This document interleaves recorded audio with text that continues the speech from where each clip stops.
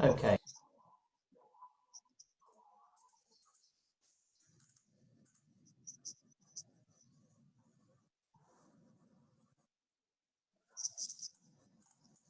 Oh, me? Okay. Hi, welcome to Facebook Live. This is Open Virtual Worlds with Cine and with EU LAC and featuring Screeder Cluster, and we're going to have next. Hi, and welcome to who are going to give us lots of information Live. About this really important Open Virtual World Augustinian Cine Abbey and with in the east of Iceland. So it's a privilege for us to have them here. This is the first time we've done this, so let's see how it goes. Hopefully, it will go very well indeed. And once we've had a look at the archaeological site, we'll then have a look at a digital reconstruction, and we will then have a discussion and look at some of the artifacts. So I think I'll just hand over now to Scully, who is live in the sun in east of Iceland. Hello, all of you. I hope you can hear me. And welcome to Iceland. And so I'm going to take you a little tour here. We are in the east of Iceland at the historical place Skriðuklaustur. Might be a bit windy, but I want to get up here to the platform. I'm going to start the tour. And we are going to tell you the story about the ruins that you see here behind me. And then, but to mention first, Skriðuklaustur. You might see a beautiful building here, there behind me, which is called the Mansion of Gunnar Gunnarsson. And that is one of the main attractions here now. But this place has a longer history than that. That building was built in 1939. But the ruins that we have here in front of us are actually 500 years old, or from a monastery that was here 500 years ago. And I wanted to start by telling you a little bit about the name, Skriðuklaustur. And for English-speaking people, that might be a difficult word, but it's actually very, very close to your English today. So if we take it into two parts, skriðu and klaustur, then skriðu, the first part, actually means scree, or a landslide. That's the old English word for a landslide. And klaustur, the second part, is of course cloister. And so Skriðuklaustur, it's the monastery by the landslides. And in the hill above us, we have a lot of landslides. But I think I will go from this platform and have a seat down under it, where we have a little more shelter for the wind. And it is the first day of summer officially here in Iceland. It's always the third Thursday in April. It is sunny. And a little chilly. It's only 10 degrees on Celsius, and still a lot of snow for melting, at least in the mountains. But here we will have a better shelter. So, Skriðuklaustur is a historical place, as I say. Today, it is far away from the ring road that most of the tourists travel on. We are 40 kilometers away from town and 40 kilometers away from the ring road, where the tourists are when there is not a pandemic times. But 500 years ago, the location was a bit different. Then this place here was actually just by the ring road. It was on the crossroads when you came from the north of Iceland to the East Fjords and had to maybe travel further down to the southeast coast, then it was a perfect situation, perfect to situate or locate a monastery here where you could accommodate and have a rest. But I want to give you now a better look at the ruins that we have here in front of us. As I say, there was a monastery here. So these are the ruins of a monastery. It was an Augustinian monastery, and the last one to be established in Iceland in the Catholic times. There were monks in this monastery, and we believe it was established around 1493, just in the end of the 15th century. It was 200-300 years later than all other monasteries established in Iceland. They were mainly established in the 12th and 13th centuries. So why was that? That brings us to, well, the same situation as we have in the world today. 15th century was a century of pandemics, plagues, moving from country to country and even to isolated places as Iceland. So in the beginning of the 15th century, we had the Black Death coming to Iceland, bringing maybe 1/3 of the nation to the graves, and other plagues also following through that century all the way to the end of it, where we had a very, very fatal plague in the last decade of the 15th century, at the same time as the monastery was established here. And one of the main purposes of Augustinian monasteries were to be a hospice for the sick and the poor. So that is probably the main reason for why we had this monastery established at that time and here in East Iceland, because it was the only monastery here in the East.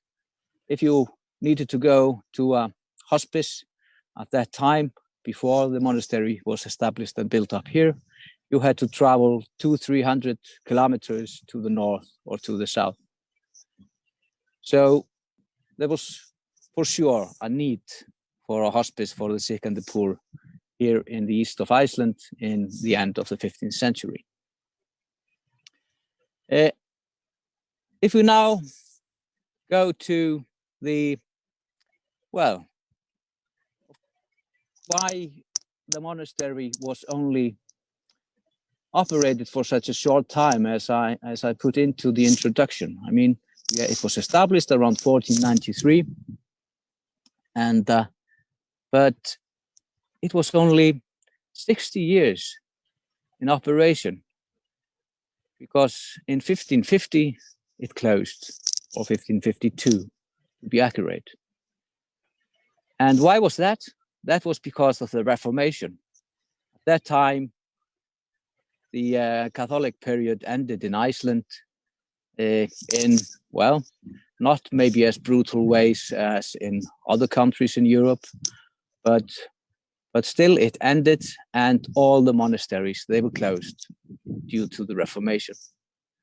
So the buildings of the monastery here at Skriðuklaustur, they were not used after the Reformation, seems to be. Well, maybe a little. We know that there was a smaller church built on top of the big monastic church, and maybe some parts of the buildings were used for a short period. But at least after 1800, these ruins or the remains of the buildings, they just disappeared. They just disappeared into the ground. And when we started here with the Gunnar Gunnarsson Institute in the mansion of Gunnar Gunnarsson here above us, which is now a cultural center, that was in the year 2000. And then we had this question, where are the ruins of this old monastery, which the place takes name from? So we had this well, there was an archaeologist who is actually, and Alan was introducing, Steinunn Kristjánsdóttir, he is with us on this broadcasting, and you will be able to ask her questions in the end of the tour. But she was interested in this as we were, and we started on research, and in the year 2000 we tried to find out where the buildings had been. And well, luckily I have assistants in Scotland there, CJ and Ian, and we are going to experiment a bit with trying to merge some of the media just into the tour here. So I wonder if CJ could maybe put on your screens the pictures from the excavation time.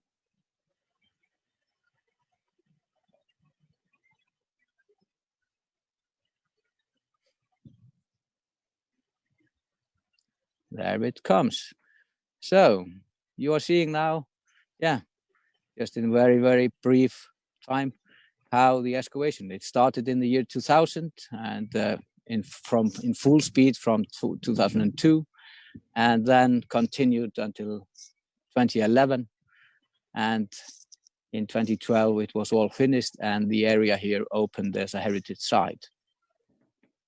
And it was a lot of digging, but a lot of new information that came into the history of Iceland through this excavation. And that is what I'm going to tell you a bit about in the tour here. But one of the things we, for example, excavated was the graveyard with almost 300 graves opened. And that is, you can stop now, CJ. It's going another loop. And the graveyard, 300 graves. And just to give you an idea of what 300 graves mean in the year 1500, because this cemetery was only used for 60 years. And so 300 graves are probably 1% of the nation at that time. We believe that we were not much more than 30,000 people living here in Iceland in the year 1500. And that was mainly because of all the pandemics that had been flowing over here. But just let me explain to you a bit now what we have here in front of us. We have on the right side, we have a large area with walls around it, and the big ruins in the middle are the remains of the monastic church. We'll go into that afterwards, and also into the virtual reality model that has been built of it. So we will experiment with that. Then here on the left side, there we have the chambers of the monks closest to us. And then further away from us are the kitchen and storages, and also the guest house. And on top of that would have been a second floor, probably the infirmary, or where the patients of the hospital were nursed, because thanks to the excavation and all this research, we now know for sure that there was a hospital here, and that we needed so much. And that is not least from all the graves and analyzing all the bones and remains from that we know for a fact that there was a monastery here. So I think if we try now to see if we can see the virtual reality model of these buildings. So Ian, if you are ready to do a little flight over it. There we go. So now we have built up the ruins, and and it's winter time in the virtual reality, and so there's no green grass around. And just to give you the reason for that is that actually, well, it is hard to imitate the Icelandic flora in the virtual reality. So we just decided to have it a winter. So yeah,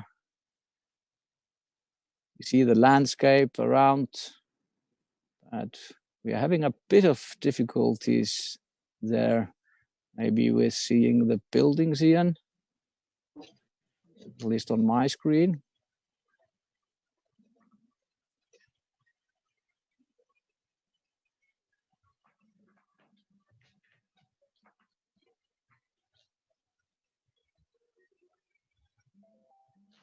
I cannot.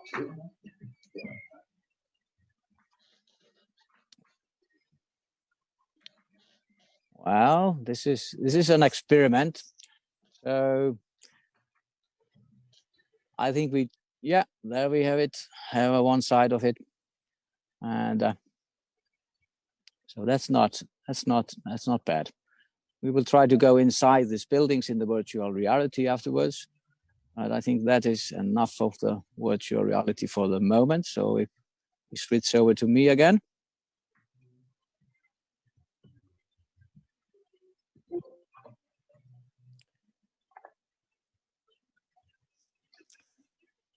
So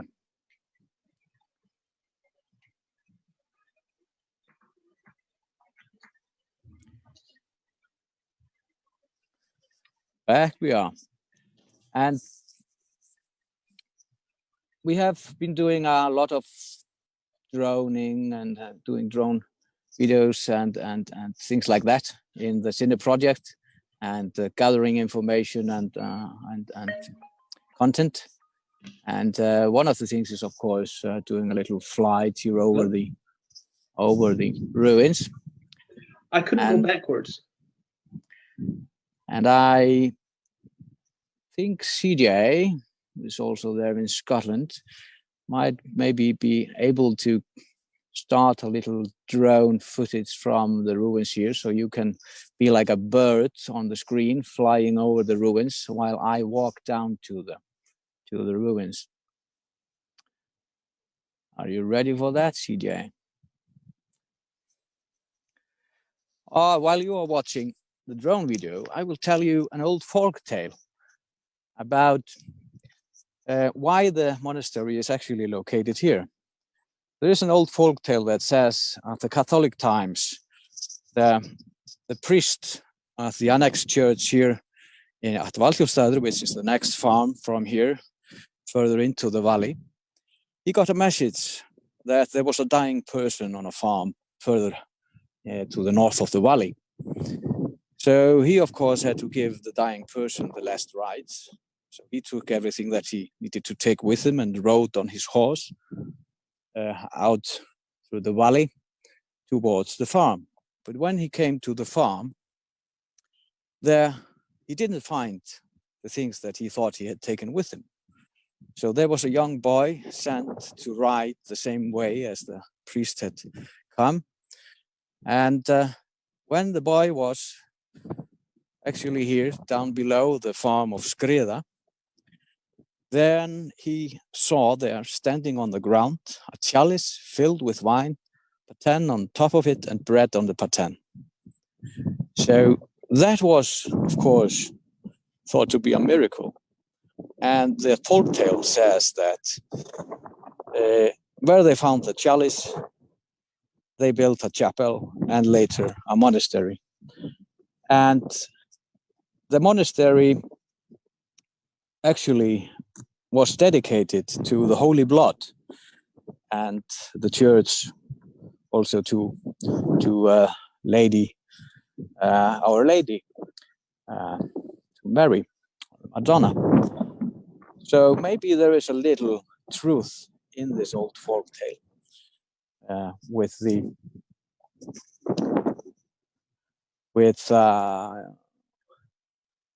the Holy Blood connection, for example. well, on the screen you can now see a bird's view of the ruins at summertime when everything is green and fine. And it's maybe right to mention at this time that from the beginning, the idea, and we worked with it through the excavation, that we would actually make this a very easy to access place, a heritage site, and have the buildings or the walls built up a little again, and so people could actually come here and walk around. There you can see the platform that I was sitting with under, and it is very popular to come here and see the ruins and visit the ruins. And then, of course, in the mansion there in the cultural center, we have an exhibition about it. So now we can stop this video, and I'm here now down by the ruins, and actually we are here by the north door, or the doorway by the kitchen, which was facing north, and we will start from there and go into the ruins. But if I'm going to do it like this. So here we have a doorway, and if you had been hungry 500 years ago, living here in the valley, you would have come here to the door by the kitchen, and you would have had food. That's for sure. That was part of the hospice of the Augustinians.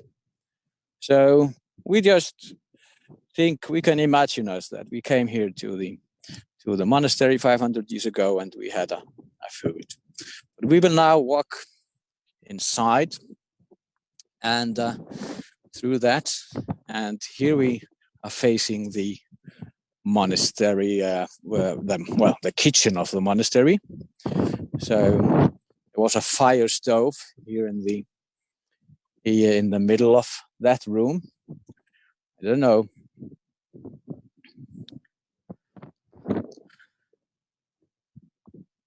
I don't know if you realize how big this room is, but it is quite big. Everything is very small when you don't have the walls around you. But this was the kitchen, and we would have, well, the next room beside it, there we have the guest house, and on top of that there was a second floor. So now we are walking into the room of the guest house, where people maybe came here and could accommodate for a night and have something to eat and drink. And we are going to try to bring you here into a photosphere of the 3D model. So yes, now we are in there. I hope you can see it. So this is a photosphere from the 3D model from the virtual reality. This you can actually reach on roundme.com, for example.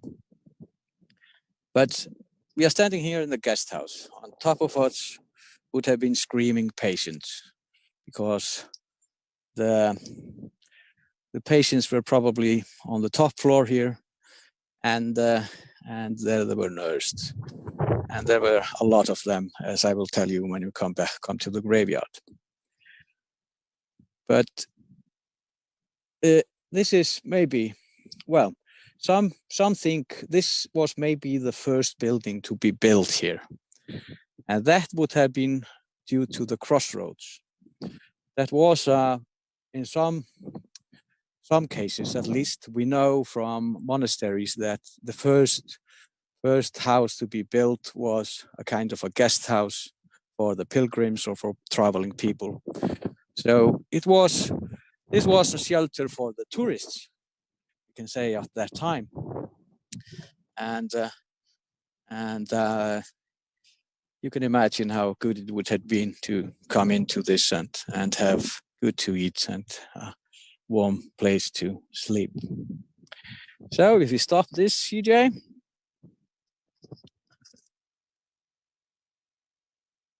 I'm going to give you my face again. So this is, this was the guest house. But now we are going to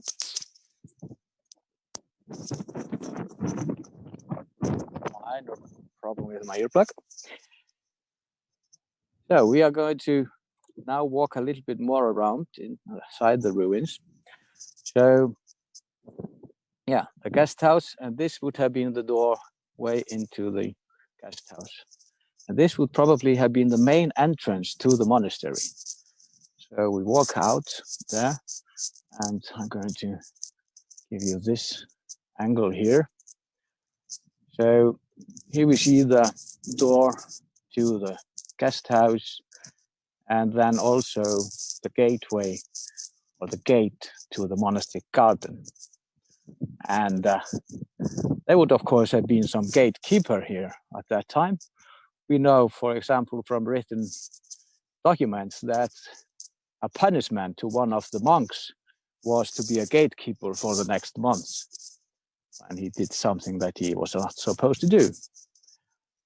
But we will go into the monastic garden through another entrance. But if you go here, now I'm walking towards north. There would also have been a big door here, this entrance, which had been facing south. And here we have some rooms that would have been storages for a lot of things.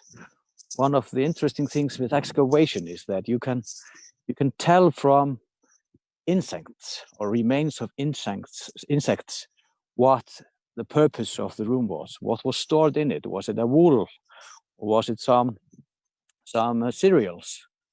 So from that we can tell that the purpose of the rooms. We are walking towards the kitchen again, and we will walk through the fire. Too much wind here, I hope you can still hear me. Now we are coming to the chambers of the monks.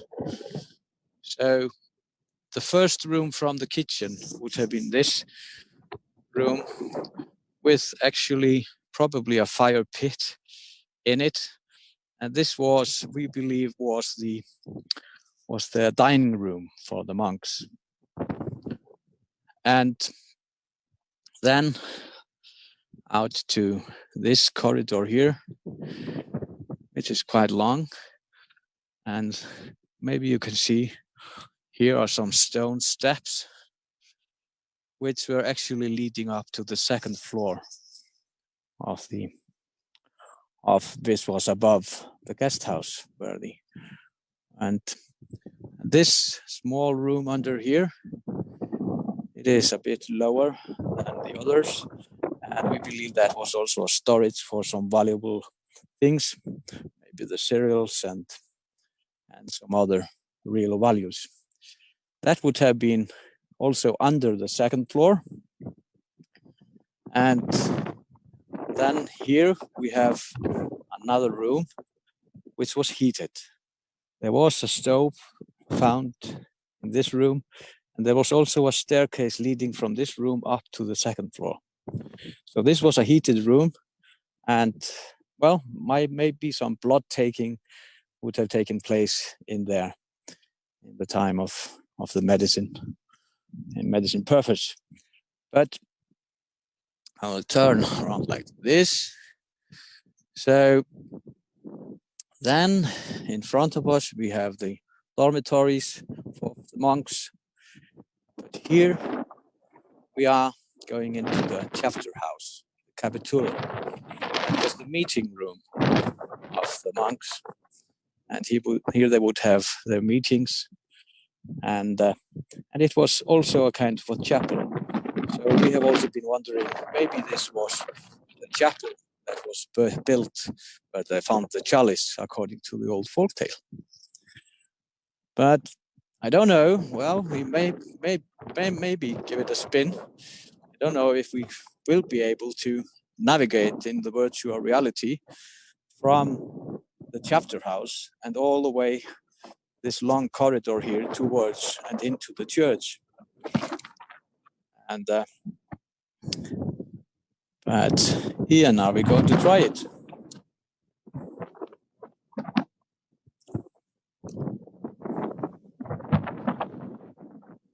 Okay. Yes. So we walk on our right. On our left is the heated room, and there, well, we are coming close to the church. You could see out into the monastic garden, and now we come into the church. You can see the entrance to the church. Well, you can see the altar, and yeah, there's the entrance. And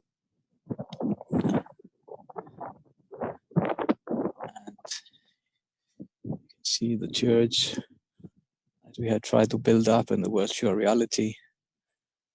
And part of it was on 2 floors. There was a loft there between the sanctuary and the narthex, and probably the monks were up there when there was a service.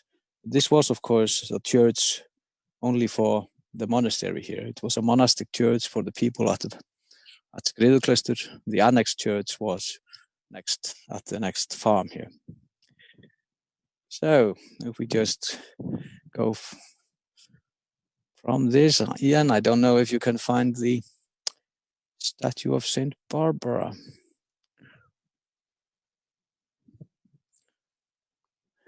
Yes, there it is. There we are starting to put into the virtual reality some of the artifacts in 3D. So you can stop there, Ian. This statue of Saint Barbara is one of the things that we found here in the monastery. And it was in many, many pieces. It was broken into pieces. So we didn't find all the pieces at the same time, actually. And what was more special was actually that the face from this statue was not found inside the church. It was found in the kitchen, where we started the tour inside the ruins. So that leads to that can light up our imagination. Why was the face of the statue that was broken in the church, why was that found in the kitchen? Who took it there? But this church that we stand in here, and I'm going to use the other camera to give you a better view of it. So there we are facing the hill above the monastery. We are facing west, and so there was the main entrance, and we are standing here in the narthex of the church, and so there we are facing east, and we are facing the altar. I just want to point out to you that you see the stones that we have here by the walls. These are the stones that were under the pillars or the posts that were holding up the timber frame of the church. This was quite large church, we believe, at that time, and might have been even 7 meters up to the rooftop. And I'm walking now towards the altar, and if CJ could bring us into a photosphere now again, then we are there with some stair leading up to the second floor or the loft there. And the main altar. There were 7 altars in the church. This is a bit of difficulties that we have when we are making a reconstructions like this in virtual reality and making a 3D model like this. Because what we have as information from this building here, this church, is, well, we have the ground, we have the form of it from the excavation, that's for sure. But then we have some written information from that that are, well, they are from time 50 years after they closed the monastery. But there are some descriptions of the building, and we know it was all from timber, probably with some turf and stone walls around it up to the middle of the sides. But it was a beautiful church, and quite big for that time. There was a larger church, of course, standing at Valsjóstaður, the annex church. But this was also a beautiful church, and it was first used. The first service was here in 1512. So that was always our goal in the excavation, to finish the excavation and open the heritage sites on the 500 years anniversary of the church. And we made that. There we have the statue of Our Lady.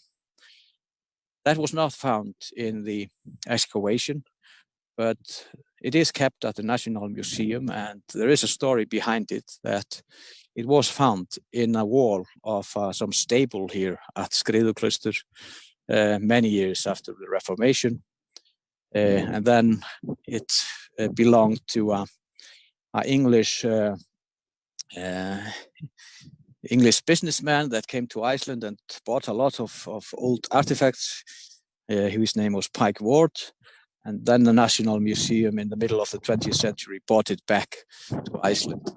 And we believe that was the main statue of Our Lady in this Mary, in this church, which was dedicated to the Holy Blood and Mary. But yeah, if you stop now, the photosphere, CJ, there, we are facing just as we stopped it.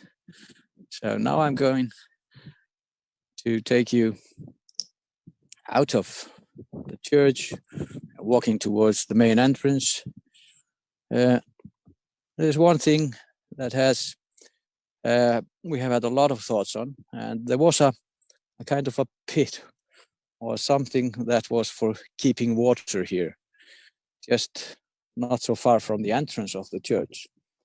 And was this for baptizing? Well, probably not, but there was water in it. Maybe it was used for that, but also maybe it was just for cleaning your souls when you entered the church. But because this was a monastic church, there was not so many services here. They were mainly at the annex church. We come out here, out from the church, and you can see the stone steps here. And I wanted, these stones are the pavements from the church, exactly where they were. I wanted to show you, and let's see if we can actually see it here. But where I'm pointing, you might see the stone reflects a bit more than the surrounding. And this just shows us the polished stone from the footsteps of our ancestors. And so here in front of the church, we have these stones here, in their original places, many of them. And so we know that people walked there 500 years ago.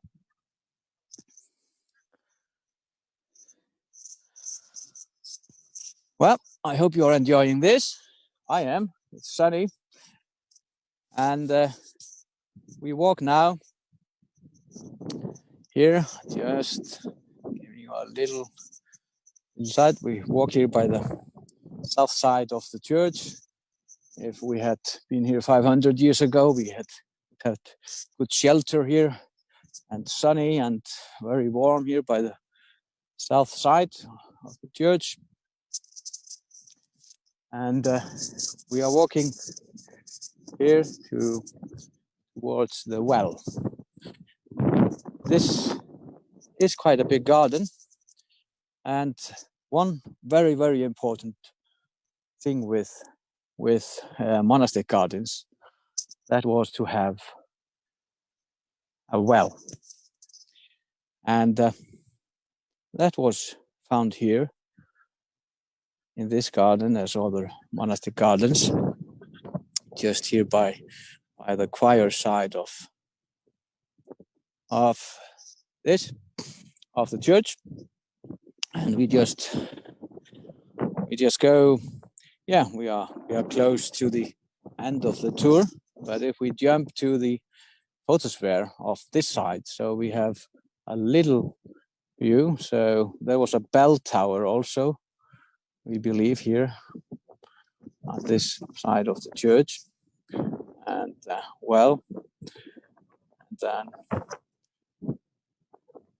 and then yeah, you see around.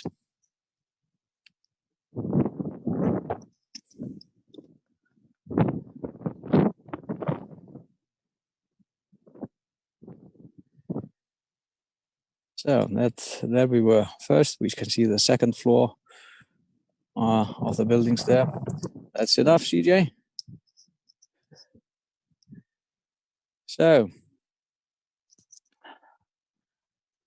this is the garden or the cemetery.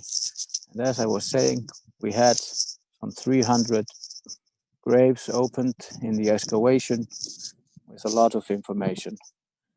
We'll tell you a bit maybe there in the end about that, but I'm going to end the official tour by going here to the only grave that we still have in this cemetery.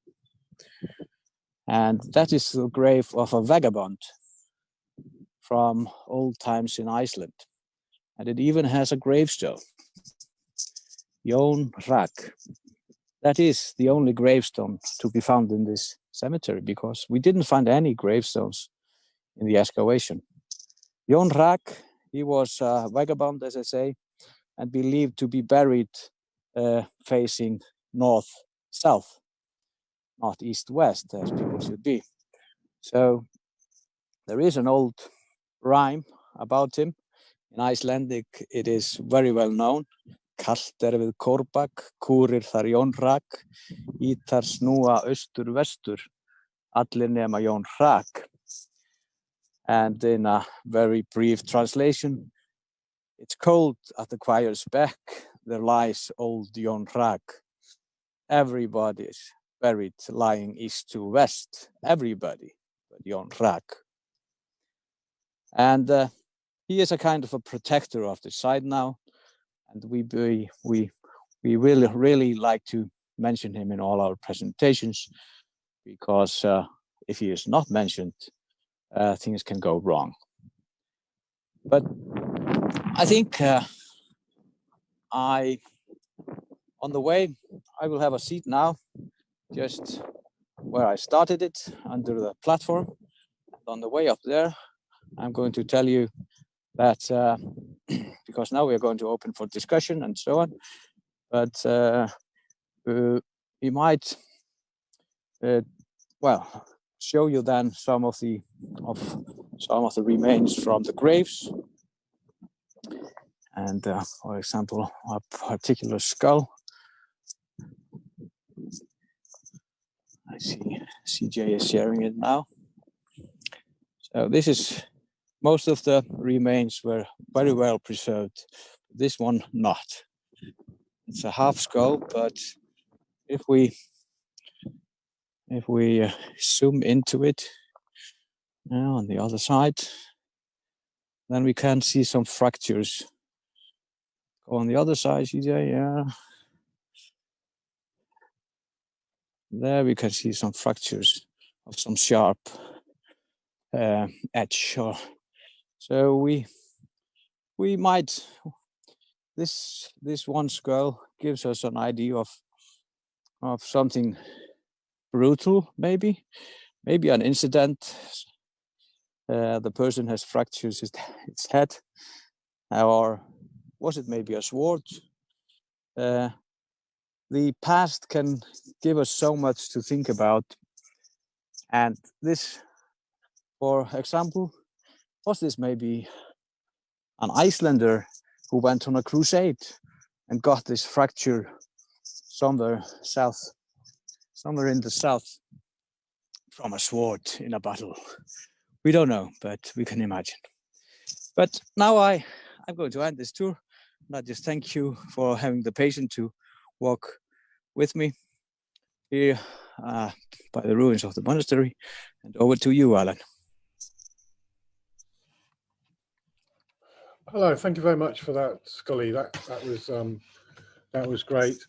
So I suppose it would be great to hear from Steinar, to see if you have anything that you can add to. How was the excavation? When did it start and finish? And could you tell us a bit about the process? Yeah, it started for real, as Skuli said, in 2002 and ended 10 years later. But we were only digging during the summer, 2 months every year, this 10-year period. But yeah, and I would say it went very well, even though it was difficult sometimes, and it was a lot of work, like somebody said, to digging up a whole monastery with a teaspoon, and that is yeah, maybe sounds a little bit difficult, but yeah, it went really well, and we finished this in 10 years. And did you have a really kind of exciting time team moment? A lot of them, I would say. Like yeah, a lot of, like when we found the statue of Saint Barbara, even though we didn't really know what yeah, the statue, what saint it was. Only we found a book that she was holding, and the tower, that is like the main yeah, attribute that Barbara is known for, is tower, and it was broken, so we didn't find that until discover that until later, when the statue was glued together. And also this to find the face, we found it like 1 or 2 years after we found the broken body of her. But but we are still doing a lot of discoveries, like with the diseases and the medical treatment that people could get at Skriðuklaustur, like yeah, like we have found out that mercury was used to heal probably syphilis, because we have a lot of syphilis cases from the cemetery, 19 or something like that. That is a really high number, I would say, in a cemetery with 300 people buried. But half of the skeletons we found are probably, yeah, from the patients staying there, so 150. So that is quite much. The brethren were, or the monks were always very few, maybe 3, 4, 5, the maximum, but a lot of people taking care of the patients, the laundry, the food, and all the things that needed to be done. Yeah, and yeah, in the monastery. Okay, that's lovely. I think it's because you're sat, well, virtually you're sat next to Bess, who's a historian. So I think it's interesting to get like historian and archaeological and museology perspectives on like the same subject. What was it like seeing the statue of St. Barbara in the reconstruction? Had you seen that before? Do you think that it worked, or? Are you talking to me? Yeah. But yeah, I really like the reconstruction and the virtual video. I just really like it, and I've also seen some other videos from you, like when people from Skriðuklaustur traveled to the south over the glacier, and that is one of the discoveries that we made, that Skriðuklaustur was located in a beaten track, and when it was running and people were going to the south over the glacier that was much smaller at that time, Vatnajökull Glacier, but the route closed with the cooling climate during the Little Ice Age, and a really nice virtual video from you on that, because to see how this was done, because it looks really far, but it isn't if you go over the glacier down to Suðursveit. So it's interesting that both disease and climate change feature very strongly in the history of the Abbey, and they're both really important topics today as well, and that's separated by 500 years, so that's quite surprising. Yeah, it's really interesting to connect the site to what's happening today. Even when we had the eruption in Eyjafjallajökull in 10 years ago, we could imagine how it was during the medieval times too. The monastery is actually built not long after a huge eruption in the glacier, Vatnajökull Glacier area in Veiðivötn in 1477, and the thick layer, ash layer or tephra layer, is really visible on the side, and the monastery is basically built on top of it. So to think of how it was during times with eruptions, I thought that was interesting. And then to think about the cooling climate and what's happening today when the Vatnajökull Glacier is melting very quickly again, even though it was much smaller then. And then now, when we have this coronavirus going on, it's also connects to the site, because I think the hospital was, or the monastery with the hospital activities was established basically because of that. There was a really, they needed a hospital and to take care of the people, even though some of the sick people probably stayed at home, but we always need another system like the monasteries to take care of the really sick people, and I think that was done in Skriðuklaustur. So it's like a double system: people at home take care of the people like we're doing today, and then we have this the hospital with all the equipment. It's not only mercury but also plants was grown there for healing plants especially, and then there were surgical equipment, and also Saint Barbara, she was meant to protect people against fever, for example. Yeah, that's fascinating. Oh, Bess, you're back. I was just wondering whether there was because Bess comes from a sort of historian background, and Scully, you're I don't know, you're sort of in charge of the museum and the site and the public relations, and then we're lucky to have Stein from an archaeologist's perspective, and I thought, kind of to sort of wrap it up, because we said we'd finish at 3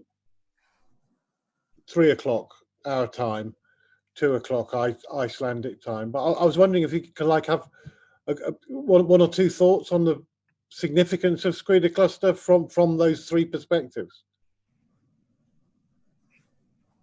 I don't know whether you want to. From my perspective, it's so interesting. My training is as a Scottish religious historian, and it's so fascinating hearing the parallels between Skriðuklaustur, which is this place such a long way away from mainland Europe, and yet it has so many shared aspects of its culture. When you're thinking about the dedication to the Holy Blood, dedication to the Virgin Mary. Those are things that are really fashionable sort of religious trends in 15th and 16th century Scotland and continental Europe. And it's so exciting also looking at sort of religious art you've got and the amazing finds there and the parallels with artistic trends on the continent. And it's so exciting seeing Iceland is very much part of this interconnected world. And from my perspective, as someone working in another European country, that's so exciting. Can I just ask, because I think some of my students might, or have they all gone?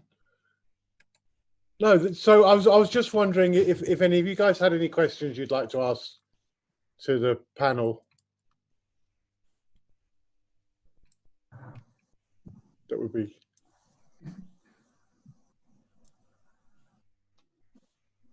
But I can't kind of point, so.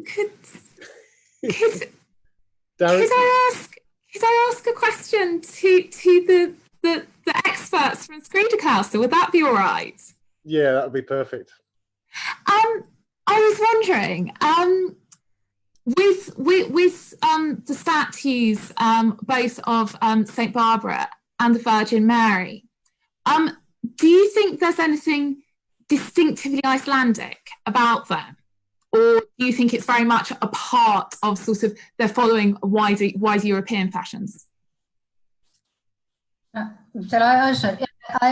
I think Barbara was special maybe to Iceland because she is not a protector of people with fever, you know, sick of, but it's also because of eruptions and fire of all kinds, and like one statue of Barbara was also found in the lava field close to Keflavik area. So it might have been popular in Iceland for to protect against fire, but it was just during the plague time she got this extra task to protect people against fever. But Virgin Mary was really popular in Iceland, but I think she was very popular all over all of Europe, as you maybe know, and especially during the times of the plague. And people donated to her. Did really rely on her to get rid of the plague, for example, and. But during the Reformation, her task changed. All the saints like Barbara disappeared, but she, as you know, she still is adored by people, Virgin Mary. But her task changed during the Reformation, so maybe that's why the effigy or the statue that is preserved from Skriðuklaustur maybe was removed from the monastic houses after Reformation because she had a different meaning after the Reformation. Thank you very much. Okay, so I think maybe if the last word goes to Scully, so would you like to wrap us up? And I'd like to say thank you very much for everybody for making this work so well. Thanks in particular to CJ for practicing and getting the infrastructure in place, and for Ian for doing the VR. So Scully, over to you. Well, thank you, Alan. This was a pleasure to have you all visiting me here at Skriðuklaustur. And we are not having any visitors here at the moment. And Iceland is empty of tourists and will be for some more weeks. But I think as we have come into the history of this 500 years old monastery, can talk to us in the pandemic times of today, and maybe we can understand a little bit better the society and the of that time and the history, and And that is something that we can learn from, and hopefully with the use of new technology, as we have been showing you here, that we are experimenting with in the Sinne project and other projects, that can bring the past a little bit closer to us and give us a better understanding of the life of our ancestors. But thank you, and goodbye from Skriðuklaustur.